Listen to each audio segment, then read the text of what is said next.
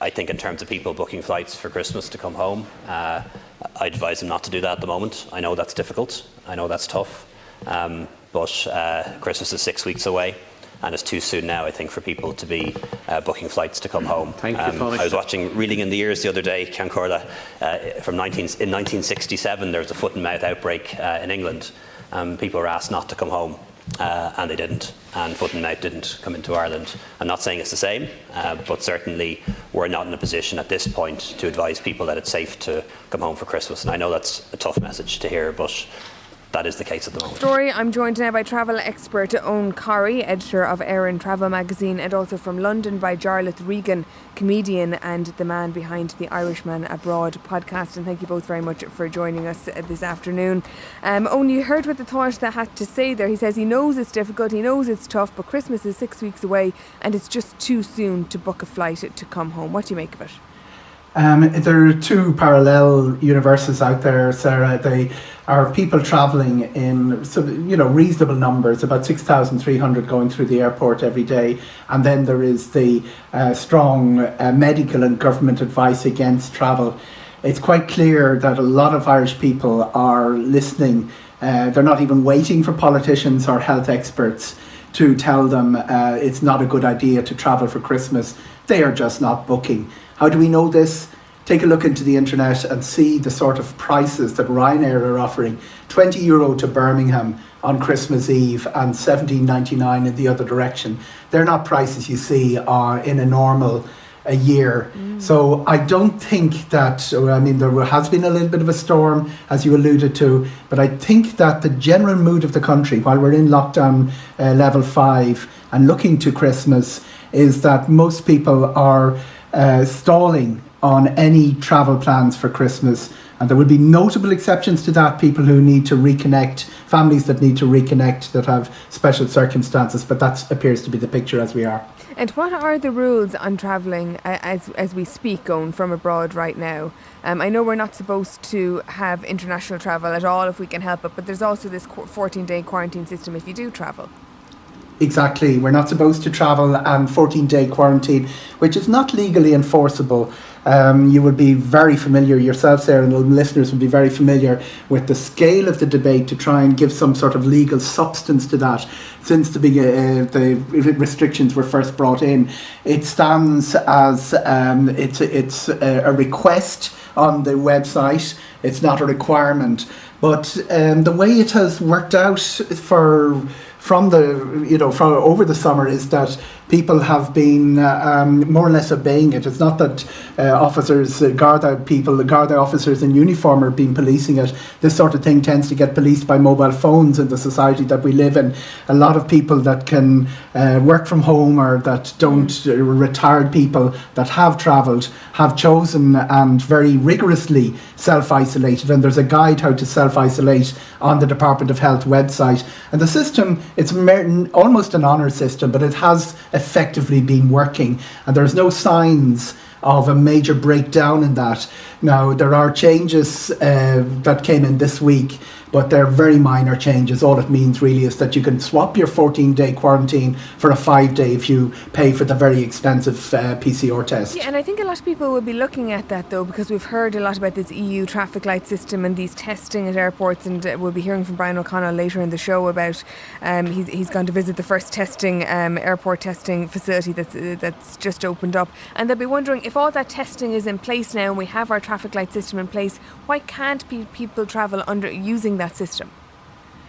There are two strands to that system. There's the outbound system, which the testing is coming in airports, and there are being questions raised about that. Is that, in airport tests, it's very late in the day, particularly if you don't get the result that you want, and baggage has to be taken back on board. I know the aviation industry have said that realistically, pre-testing before you travel to the airport in the 72 hours beforehand seems to be the way forward.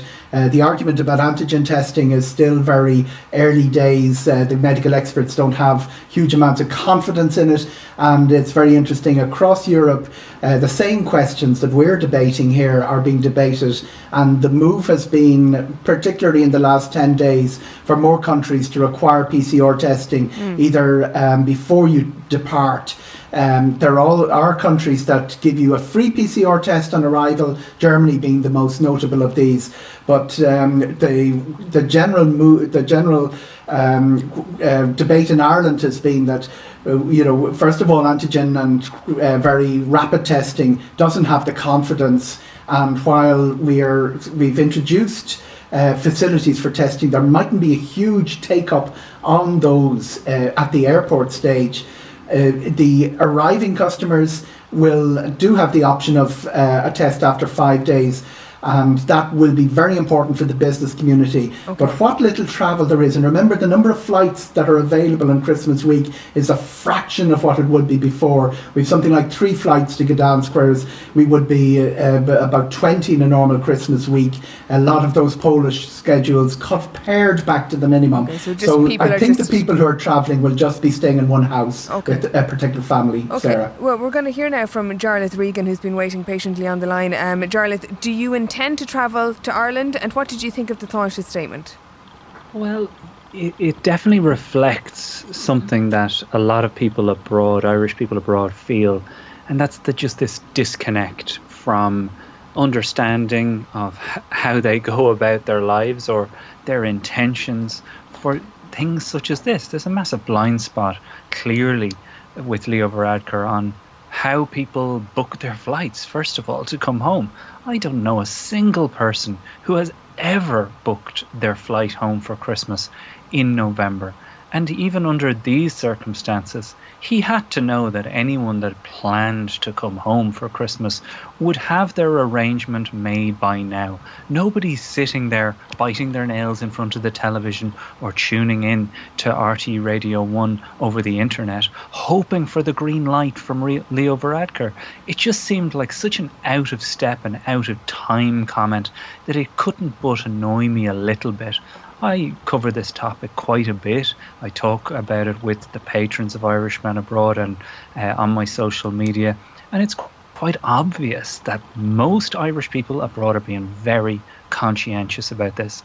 Most, and I mean the vast majority of the people that I speak to, are out of the question. Not coming back, not taking the risk. Why would I put my family at risk in that way? Other people, as you say, have no option. So who are you speaking to here, Leo? That's my question. So you think, as you say, you think it was sort of disconnected then from the diaspora because people are taking responsible decisions anyway?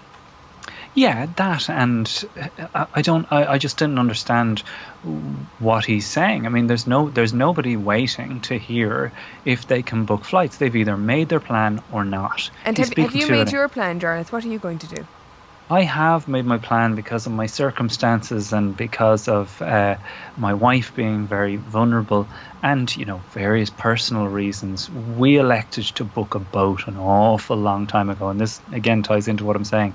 These decisions are made a long time ago. So we have a boat booked, but we're fully prepared to have that plan go in the bin. And to a large extent, anyone that has booked flights, it's a day-to-day thing, just as we've come to expect and understand in all of this. So sorry, can we'll I see just how get, next week is. Just to be clear on what you plan to do. So you've booked a boat, but the quarantine rules would still, or the self-restriction movement rules would still apply to you. So will you be coming home then much earlier than normal to allow yourself to restrict your movements for 14 days? Is that how you'll work it? So can you explain to me how you plan to work it? Well, I'm just one of the fortunate people, and also I'm one of the people that, if they are coming back early, have made an arrangement. They've either booked an Airbnb or found somewhere that is safe for them to quarantine. I did the same thing during the summer holidays. I came back a lot earlier than intended to allow it. And the nature of being a podcaster or a previous comedian, when stand-up comedian was a job, I could do that. Not everybody's in that position. I recognise how fortunate I am. But I should say this, that when I came back in July, the relief of coming back to Ireland, while we do criticise these people in positions of power, the relief as an Irish person abroad, living in the UK, and seeing how poorly it's been dealt with here, the relief to come back to Ireland and see it dealt with the way it is there. So as tough as it may seem for Irish people at home right now, it's a street better than the kind of ambiguity and contradiction that well, we've we seen have from Boris. a load of texts in on this. One, just so you know, Jarlath, disagreeing with you, this person says, I have 2 siblings who are watching the news and waiting to see whether they should book flights or not. So some people are listening to what the government has to say, or waiting for it. And can I just ask you, Eoghan, on that finally, if there are people who, like Jarlath and people that Jarlath know, have already made their arrangements and booked their flights, or in Jarlath's case, booked a boat, and they do hear from government for whatever reason in 2 or 3 weeks' time, no, don't come home, it's not safe, would prefer you not to. What happens in terms of their rights, in terms of the flights that they may have booked? What do you reckon the plan will be from airlines? Nothing. They won't get a refund if the flight takes off. Just to bring in Jarlath's point there about the lead-in, the average lead-in for a Christmas would be a little bit longer than 12 weeks booking. What the average lead-in for flight booking under COVID at the moment has gone back to 4 weeks. So it is a very late booking Christmas. But in terms of what the airlines are going to say, they're saying the flight takes off, there are no refunds, you lose your money if you don't come. But as I say, it's up to each individual to react responsibly to what the government are saying. There's no legal basis to what Leo Varadkar said in the Dáil today, and that's almost the honour system that the travel has been operating on through the summer. It's more or less worked. All right. Well, thank you both very much for joining us. And some of those points that have been raised by both our guests there, we'll be putting those to government later on.